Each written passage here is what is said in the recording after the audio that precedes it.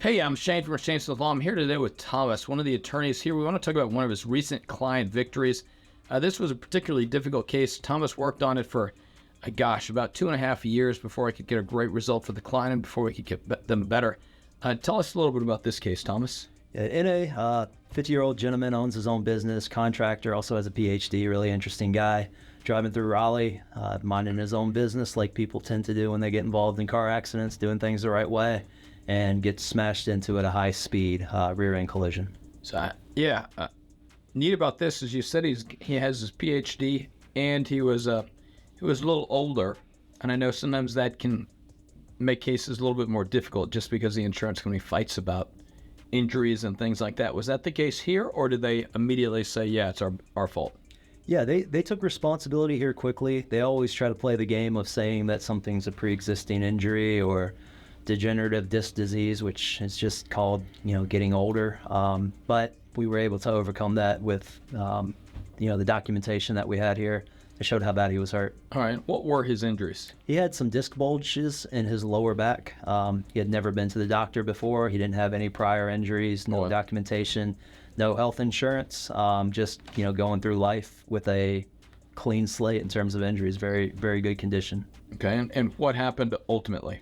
Yes, we started with chiropractor and a pain management specialist. Pain management specialist tried a couple different injections in different areas of his spine, trying to locate where the pain was coming from. Yeah.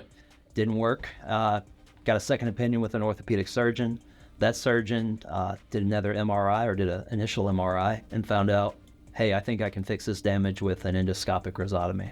Okay, what is an endoscopic rhizotomy? What is that? It's a minimally invasive procedure where they're opening up probably a 1/4-inch incision at the area of your body that they're going in to repair in terms of your spine.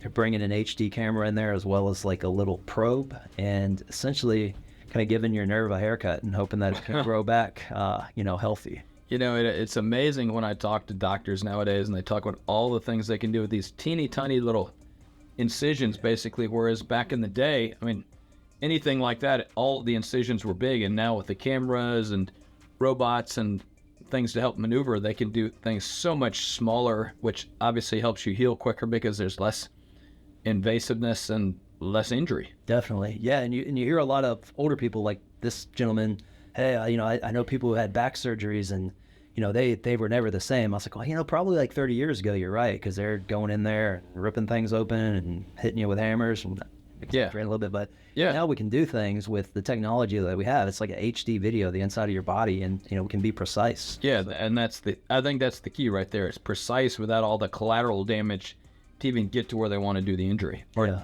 to fix something. So, how did he recover after the surgery? He's in great shape, great condition. He's been back on the job, but he's just very thankful for how it all turned out for him in terms of he's back to new. He's back to being the healthy 50-year-old gentleman he was before this happened. Good deal. And how do you do on the settlement side? We were able to get him every single dollar that was available through insurance, which here was $100,000. We got that secured and got it settled out. And you say that was the most that was available. Is that how big the policy was that basically was there? That was the policy limits, yes. It was, the person who hit him had $100,000. Unfortunately, he didn't have anything that went above that. He only had the minimum UIM and uninsured motorist coverage, which was $30,000. So there's only $100,000 that was available there. Yep. I think we maybe could have gotten some more, but that's what we had to work with. That's what there was to work with, huh? So they could have got more. So well, it sounds like he was lucky. We got him to the right doctor, or he got the right doctor, and he went and had the procedure, and you were able to turn that into a policy limits demand and settlement for him. What do you think about the settlement overall? Yeah, he was very excited, very pumped.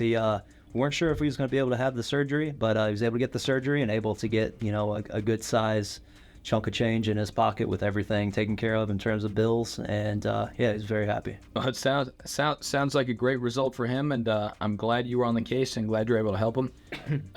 Sometimes it'd be fun to talk to him about what he got his PhD in and all that. Do you remember what it was? I don't remember. I just started calling him Dr. A at one point when I realized he was a PhD. Well, it's always interesting to me, people who have PhDs, like, hey, what was your doctorate in, or what was your thesis in, what did you study? What was your little thing that, you spent all this time learning about, and tell me about it kind of deal. Yeah. So Overall, great result for him. Glad you were on the case. Glad you were able to help him, and I'm glad he was super pumped and happy about the settlement overall. So, sounds like a great win. Yeah, thanks. For our listeners out there, like and subscribe down below to see more client victories from Shane Smith Law. We're always happy to talk to you. And remember, Charlotte, if you're in pain, call Shane, 980-99-9999. In pain, so I call Shane. 980-999-9999. In pain, call Shane.